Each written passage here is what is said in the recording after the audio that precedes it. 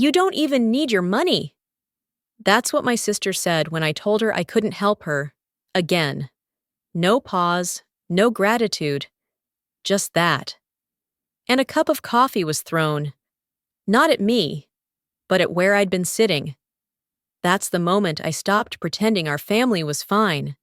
Because sometimes, what breaks isn't a plate or a promise. It's the silence you refuse to fill anymore. If you've ever been the one who stayed quiet to keep the peace, only to realize silence made you invisible, drop a comment with 1. If not, count yourself lucky. Drop a 0 because of this story? It's not about revenge. It's about what happens when you say no, and someone decides to burn down your world for it. Tessa's text popped up just after 10. Coffee tomorrow? I read it twice before I let my thumb rest on the screen. Trouble doesn't always knock. It sometimes buys you a latte. Last time we had coffee, I walked out $500 lighter and 2 months lonelier. I arrived at the cafe 10 minutes late, which was intentional. It gave me a moment to brace. The air smelled of cinnamon and cedarwood, like a memory trying to comfort me. The place used to be a bookstore where Tessa and I spent hours curled up in the corner, pretending we owned every page. We'd build forts out of encyclopedias and argue over which storybook character we'd marry. That corner was now occupied by a couple whispering over matching laptops. The mural above them still bore the faint outlines of vines and dragons. Tessa had already chosen a table by the window, tapping her phone and crossing her legs too perfectly. Heels too high, lipstick too red for a morning meetup. She was dressed like she'd planned to be photographed, not reunited. I paused at the door longer than I should have, feeling the pull of habit and resentment in equal measure. Evie! She chirped as if we hadn't avoided each other for months. I slid into the seat opposite. The wood creaked beneath me, loud in the hush of jazz spinning on vinyl. A red-haired barista glanced over, then looked again. Recognition? Maybe high school. Maybe she remembered the girl who used to spend hours in the philosophy aisle, scribbling poems on napkins while her sister danced in the children's section. Tessa launched into complaints. Kids, the sink, the loneliness. I stirred my coffee and nodded in the right places. Her voice had the same syrupy lilt it used to when asking Dad for the car keys.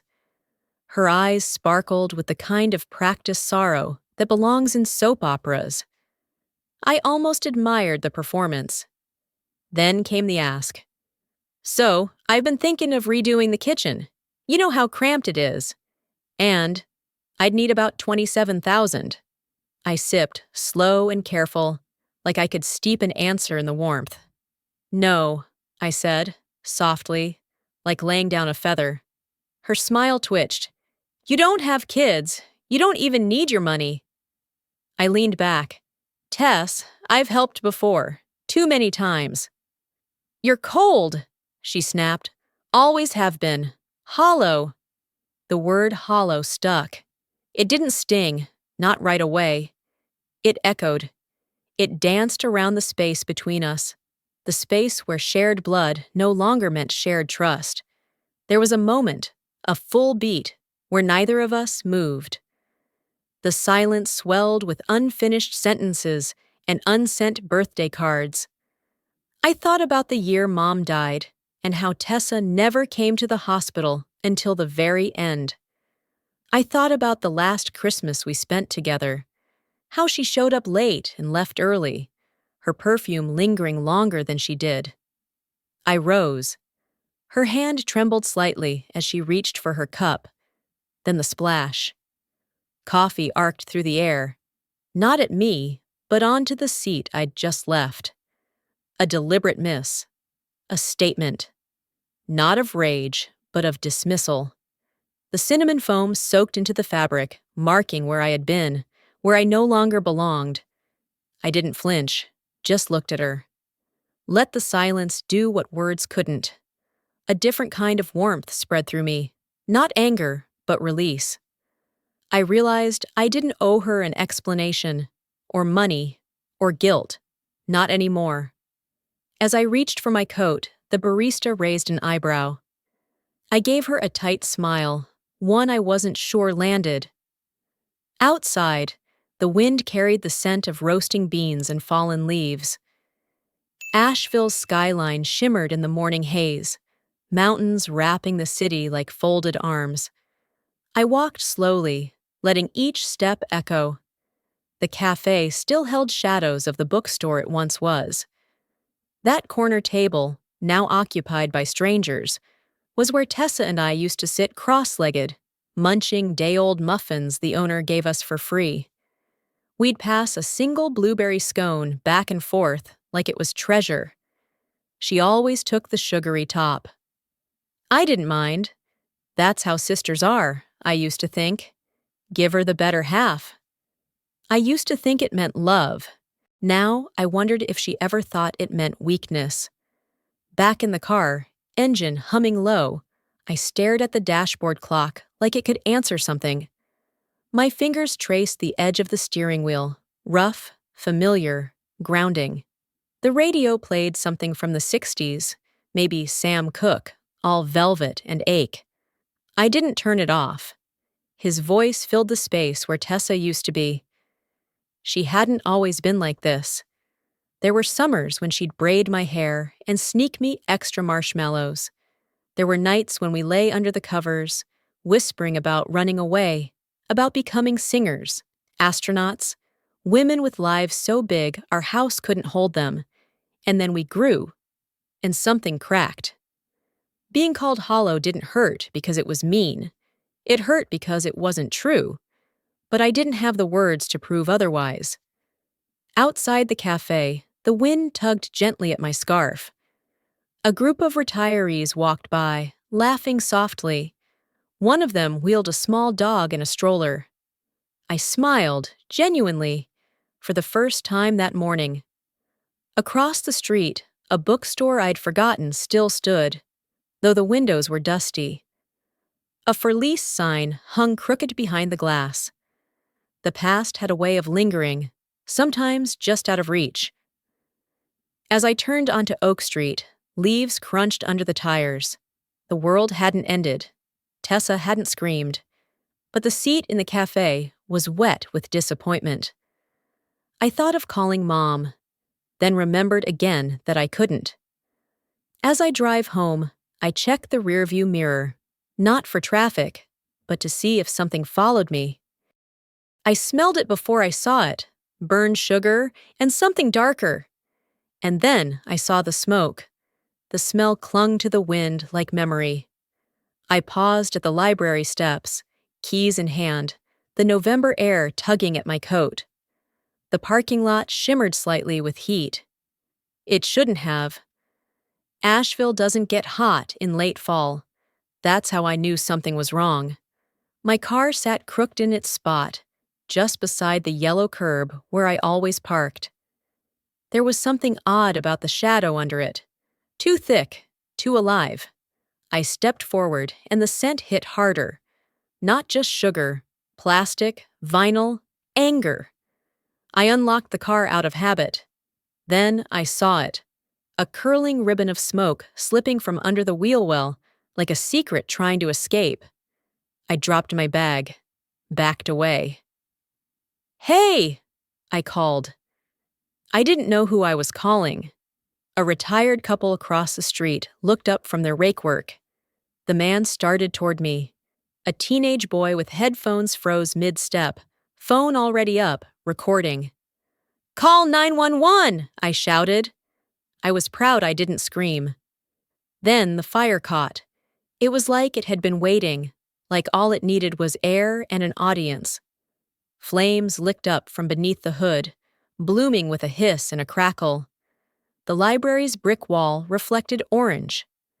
My car, a 10-year-old Subaru that still smelled faintly of pine air freshener, became a bonfire. The fire department was there fast, too fast for the flames to win. Their hoses sprayed the blaze into steam, and the smell shifted again, wet metal and melted resolve. I stood behind the caution tape, arms crossed.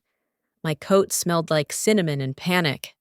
The officer's notepad hovered near my chin. "Anyone who might want to harm you?" he asked. I shook my head. He blinked slowly, pen waiting. "Anyone at all?" "I can't think of anyone," I said, but I could. I could think of one person very clearly.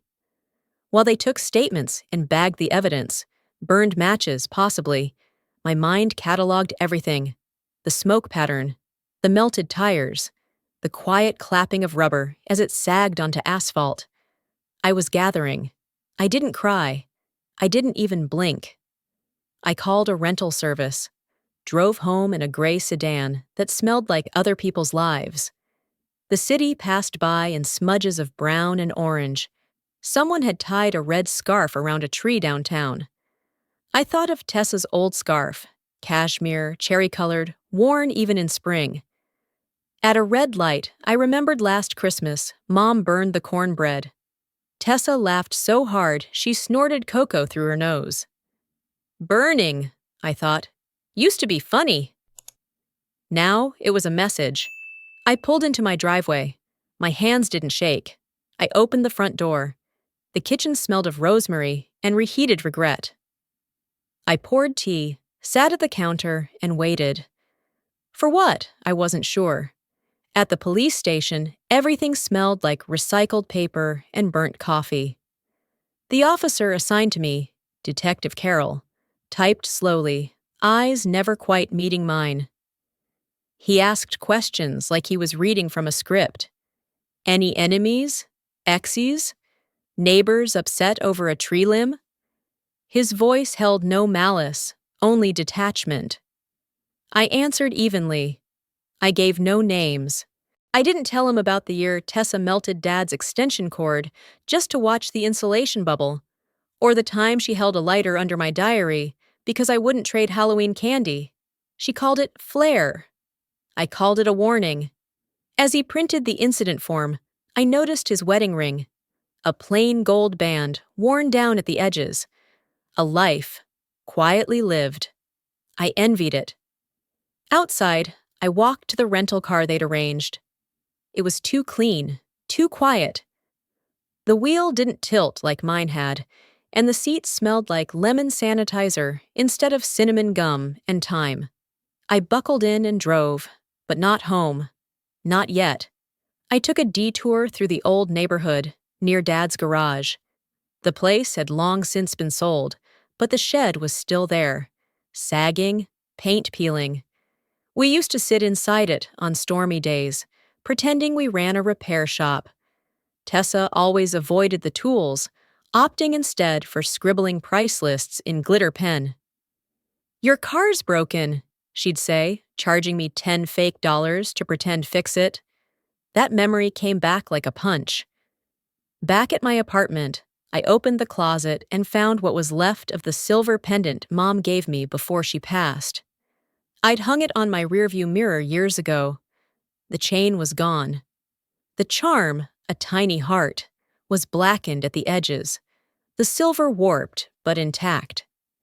I placed it in a ceramic bowl beside my keys. I changed into flannel pajamas, even though it was only 5. My hands smelled like soap and soot.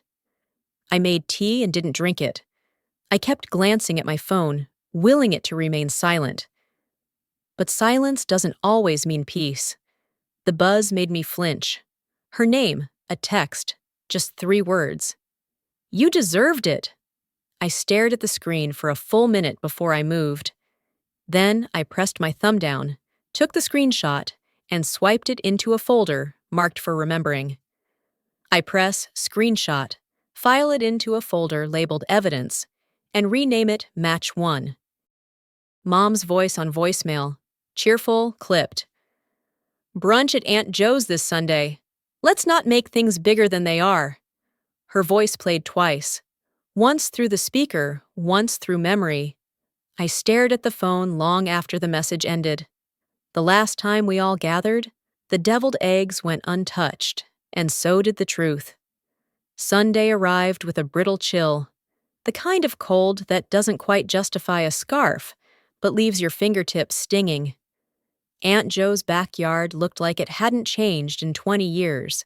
Same uneven grass, same plastic folding tables, same scent of warming casseroles, and polite discomfort. I parked a block away, on purpose. I needed the walk, needed the 2-minute silence before the curtain rose. When I rounded the fence and stepped into view, conversation hiccuped, just slightly, then resumed with the enthusiasm of a dinner theater matinee. Tessa was already there. Of course she was. Wearing white, like nothing had ever stained her. Her arms opened wide. "Evie!" she beamed. "You made it!" As if I had RSVP'd to a baby shower and not survived arson. I gave a tight nod and moved toward the coffee. The table was crowded. Egg casserole, banana bread, cheap paper napkins, and cornbread, perfectly browned. A memory flickered. My 14th birthday, a surprise brunch right here in this yard. Tessa had handed me a rock, painted with glitter nail polish. Sisters forever. I'd kept it for years. Now it lives in the bottom of a locked drawer. Sometimes love needs burying. Mom greeted me with a kiss on the cheek, her eyes scanning, not landing. "So glad you're here, sweetheart. Let's focus on healing today, Dad gave a grunt of acknowledgement. He didn't look up from his plate. "She said it was an accident," he muttered. "I didn't come for apologies," I said, my voice low. "I came to see if anyone remembered the truth. Have you ever stood in a room full of family, yet felt completely unseen? When the truth you carry becomes an inconvenience they'd rather bury? If that's ever been your seat at the table, leave a comment 7 below. Let's see what happens next." Silence fell like a dish dropped on carpet, soft but jarring. Tessa's laugh broke it. "Some people are so dramatic. It's just a car." Mom touched her arm. "Let's focus on family, okay?" Raymond, Dad, chewed slowly. Still no eye contact. I noticed the way his forehand trembled, ever so slightly. I sat across from Leona. She hadn't spoken yet, but her eyes hadn't stopped moving. Watching, calculating. She buttered her roll like it was a delicate negotiation. Between sips of lukewarm coffee, I caught her glance. She leaned in, close enough for the steam of her breath to touch my cheek. "I saw her," she whispered. "She poured it. It wasn't an accident." I didn't flinch, didn't blink. I just nodded. And for the first time in days, it wasn't from anger. It was from recognition. Aunt Joe passed around a tray of apple cider. No one mentioned how the cups rattled slightly on the tray, like even they felt the tension. I noticed the cornbread was the same recipe Mom had burned a few years ago. This time, it was perfect. Too perfect. Like someone had tried too hard. Leona leaned back in her chair, picking at her nails. "It's funny," she said louder now, "how some folks forget that fire leaves residue." I sipped my coffee again. It had cooled to disappointment. Uncle Paul cleared his throat. The sound was like gravel shifting in a dry well. He didn't say anything. He never did, unless it mattered. I remembered he was the one who built the treehouse when we were kids. Tessa fell out of it once and blamed the ladder. I knew then what I knew now. She never accepted gravity. Mom hovered behind me, refilling plates, smoothing wrinkles in the tablecloth. "Let's not bring up the past," she said gently. Her voice had the softness of cotton hiding a needle. "It doesn't change anything." But it did. It changed everything, pretending it didn't only give the past more power. The brunch meandered forward. Conversations about Leona's new kitchen tiles, Aunt Joe's sciatica, a neighbor's noisy dog. But none of them looked me directly in the eye. Not even when I stood to leave. I walked back to my car slowly. My boots crunched on the gravel, and I thought about the rock from Tessa, the Sisters Forever one. I could see it clearly. Pink glitter letters half faded, the curve of her handwriting imitating sincerity. Some keepsakes lose meaning. Others gain weight. I slid into the driver's seat and let the silence settle around me. Then I reached into my coat pocket and pulled out the silver pendant, the one that had survived the fire. The blackened edge felt cool against my palm. I traced its heart shape and thought, not all ruins are ashes. Some wear polish and smile. By the time I turned the ignition, I knew something had shifted. Not in them, in me. As I drove away, the clouds above shifted, long trails of white smudging the blue sky. Like smoke, I thought. Not threatening this time, just present. Lingering. I nod. For the first time, not in anger, but in recognition. I'm not alone in knowing anymore. I didn't feel brave. I felt bone-tired. But sometimes, enough is a decision, not a feeling. The apartment was quieter than usual. Even the tea kettle had stopped its familiar hiss. I sat at the kitchen table, a manila folder resting in front of me like a sealed confession. I reached for the old wooden box beneath the bench seat. Dust clung to its corners. Inside, where once lived birthday cards and brittle paper valentines, now lived documentation. Years of it. Receipts, crumpled notes in Tessa's handwriting, a printed screenshot from a 2020 message. You always think you're better than us. Even an old drawing I'd kept for too long, a sketch of our family where I'd been scribbled out in red pen. I sorted slowly, building order from memory. Dad used to say, a place for everything.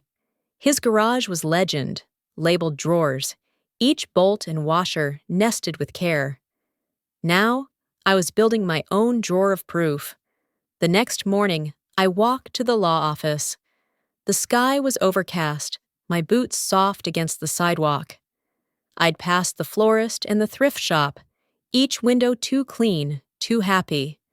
The sign outside read, Mara Grant, attorney. The letters were straight, no frills. Inside, Mara's office smelled faintly of peppermint and dust. She gestured for me to sit, no small talk. I liked her already. I handed her the folder. She flipped through the pages with the kind of calm I imagined surgeons had before a cut. You've got a case, she said, not looking up. Property damage, civil harassment, possibly more. I said nothing. My hands were folded. There was no pride in it, only gravity. She asked questions, dates, times, what the police had said. I answered, even when it felt like pulling thread from scar tissue. When she read aloud one of the messages, "You'll learn not to cross blood," her voice didn't tremble. She looked up and said, "This is power." We drafted the complaint. I signed on the dotted line. My name looked neat, certain. Have you ever signed your name, knowing it meant standing alone, but finally standing for yourself? If you've ever had to choose between silence and self-respect, leave a comment 9 below. Let's see how it all unfolds from here. Afterward, Mara pushed a glass of water toward me. You okay? I nodded. Not because I was, but because I would be. Back home, the tea was still on the counter, now lukewarm. I poured it into the sink and watched it swirl away. No drama, just clearing space.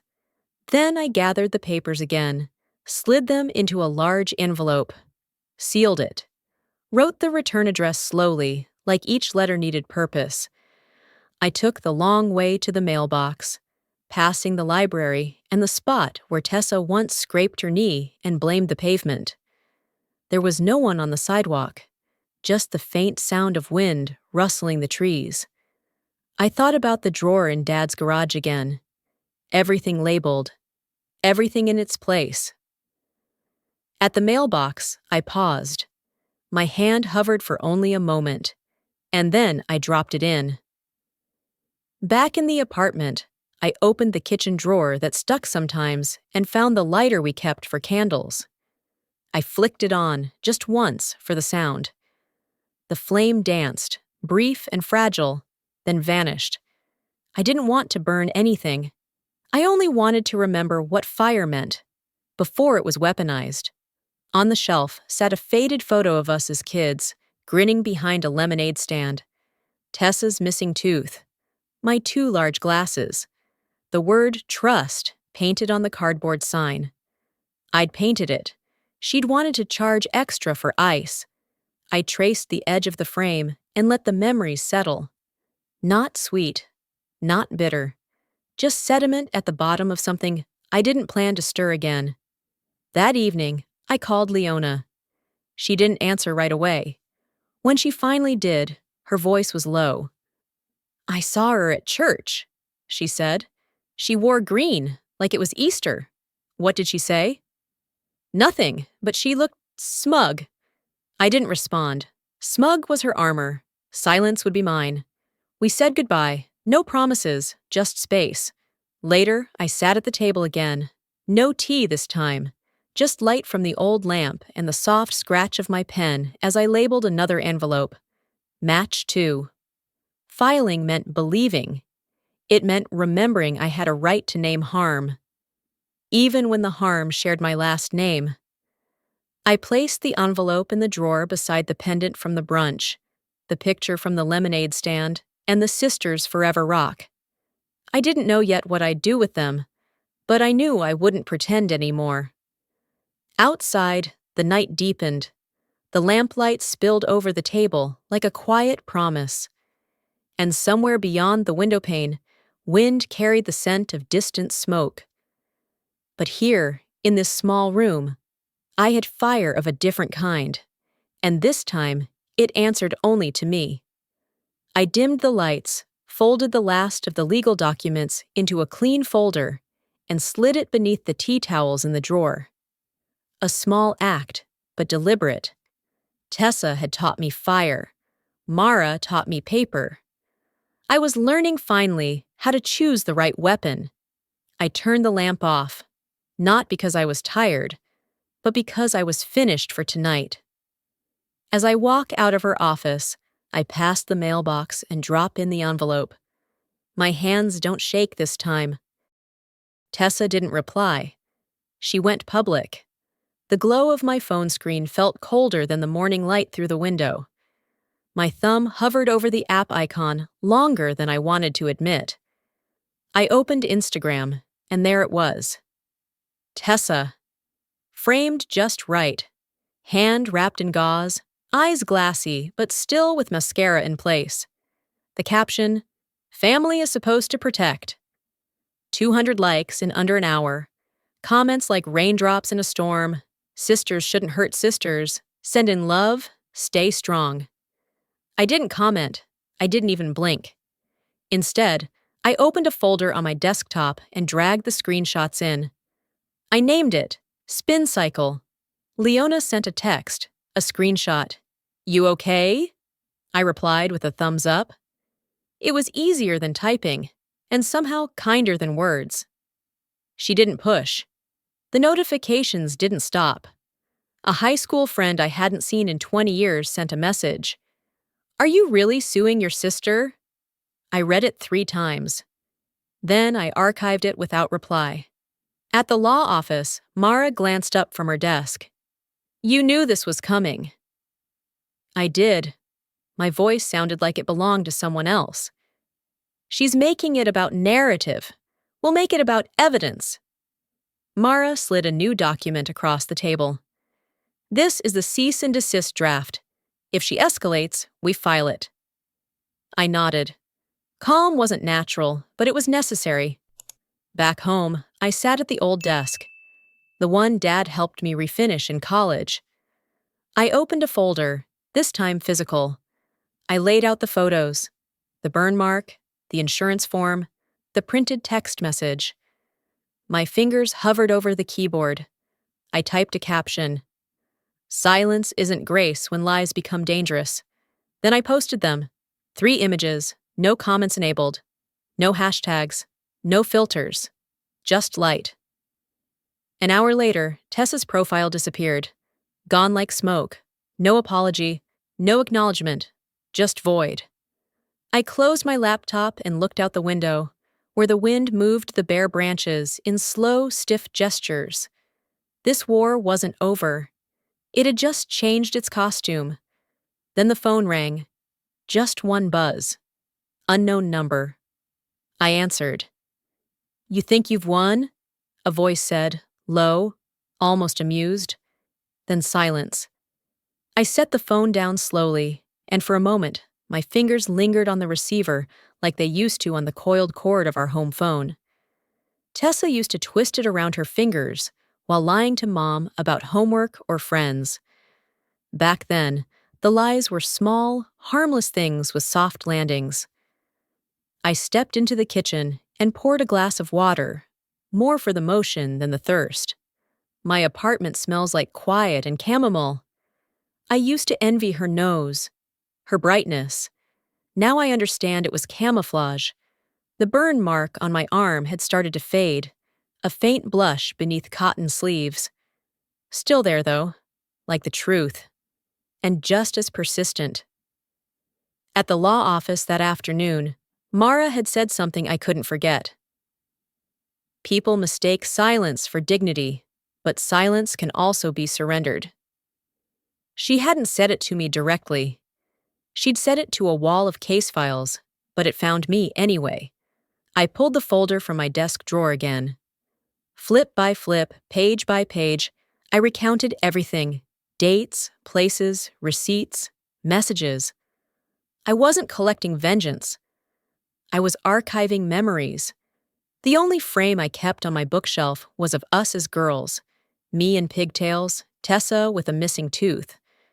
We were holding sparklers in front of the same house that now held secrets thicker than smoke. I didn't take the frame down, but I did turn it around. That night, I drafted another post, but I didn't share it. I saved it in drafts. A line from a poem I once clipped and taped inside a journal. Justice doesn't always roar. Sometimes it whispers in paperwork. I made tea before bed. The kettle's whistle used to comfort me, like a ritual. Now it felt like a warning. I sat with the cup in my lap, steam rising in soft plumes, and thought about how truth rarely arrives fully dressed. It sneaks in wearing old clothes, scrap paper, bruised voices, digital breadcrumbs. My phone lay on the table, face down. I didn't want to see what the world thought of me tonight, but I kept hearing that voice. You think you've won. There was no winning here, only surviving, only holding the line between justice and pride, between memory and myth. I looked again at the 3 photos I'd posted. They weren't revenge, they were timestamps, evidence that I had, at least once, chosen not to be silent. Outside, the wind rustled leaves against the windowpane. I wrapped the blanket tighter. Tomorrow might bring new noise. But for tonight, I was quiet. Not peace, not yet, but quiet, and I would hold it. I turned off the lights and stood for a moment, listening to the hum of the refrigerator and the creak of old floorboards. Ordinary sounds, unedited and unscripted. I preferred them to applause. And as I slid my phone into the drawer, I whispered to the dark, "You think I've won?" Number I've simply stopped losing. My phone buzzes. Unknown number. The voice says, "You think you've won?" And hang up. It smelled like old carpet, stale coffee, and truth. Courtroom 4B was smaller than I expected. Beige walls, humming fluorescents, and chairs that clung to static. The air was thick with waiting. I arrived early, not out of eagerness, but to steady myself against the quiet.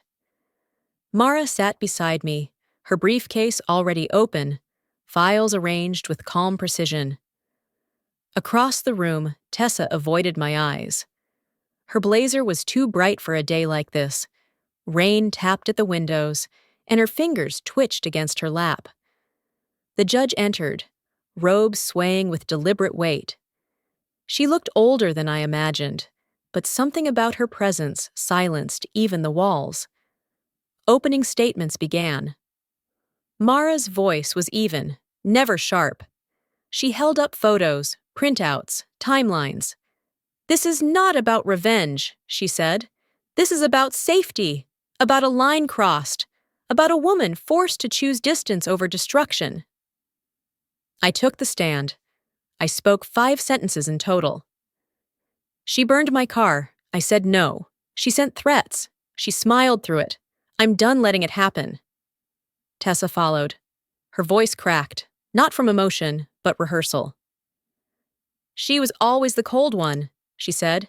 "She never loved me. Not really." She paused. "Everything I did from pain." The judge didn't flinch. She asked no questions, only listened, and when she ruled, her words were soft, but irreversible. "In favor of the plaintiff, civil penalties granted. A protective order will be issued effective immediately." I didn't exhale. I simply existed, still, in the space after. Tessa didn't look at me, not then. Outside, as we both stood under the courthouse awning, the drizzle traced thin lines down the sidewalk. She stopped beside me, close, but not touching. "We're still sisters," she said. I turned slowly. "Not in this courtroom." She blinked. Her mouth tightened, but no words came. Then she walked away, heels clicking against wet pavement like punctuation. I drove home in silence. The windshield wipers kept their rhythm, steady as breath. Inside my apartment, I changed into a soft sweater, lit a single candle on the windowsill. Its flame leaned left, toward the breeze, but didn't go out. This wasn't peace, but it was closed. While the candle flickered, I watched shadows dance across the ceiling, thin lines of gold and gray crossing like memories. The courthouse still echoed in my head. Not the words, but the silences. The moments when Tessa couldn't meet my gaze. The way Mara placed her hand gently on the table when I was sworn in. No words, just anchoring presence. I remembered the day Dad taught us both to patch drywall. I'd held the putty knife, Tessa the flashlight. We'd fought over who got to smooth the surface. He'd laughed then. "Tidy seams make good neighbors," he'd said. But Tessa never liked seams. She liked raw edges, frayed truths. Now I understand. Family isn't built on shared blood. It's built on shared willingness. I stood and moved to the small cabinet in the hallway, pulling open the drawer where I kept things I didn't want to need. Inside, next to the old phone bills and expired coupons, was the rock Tessa gave me at 14. "Sisters forever," it still said in flaking pink nail polish.